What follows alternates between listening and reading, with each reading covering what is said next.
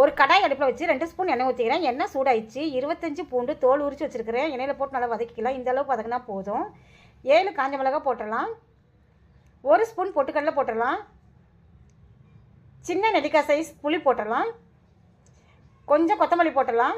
1 spoon கல்லுப்பு போட்டுடலாம்.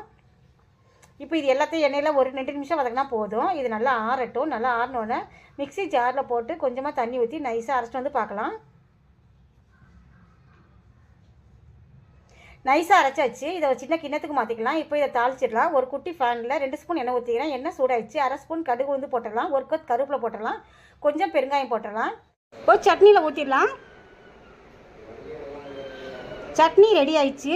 நம்ம பூண்டு போட்டு செஞ்சதுனால டேஸ்ட் ரொம்ப அருமையாக இருக்கும். சுட சுட இட்லி தோசையோடு சேர்த்து சாப்பிடும்போது ரொம்ப அருமையாக இருக்கும். இந்த மாதிரி நீங்களும் செஞ்சு பாருங்கள். இந்த வீடியோ பிடிச்சிருந்தா உங்கள் ஃப்ரெண்ட்ஸ் ரிலேட்டிவ் எல்லாத்துக்கும் நிறைய ஷேர் பண்ணி லைக் பண்ணுங்கள். நம்ம பேஜை மறக்காமல் சப்ஸ்கிரைப் பண்ணி வச்சுக்கோங்க. இன்னொரு நல்ல வீடியோவில் சந்திக்கலாம். பாய்.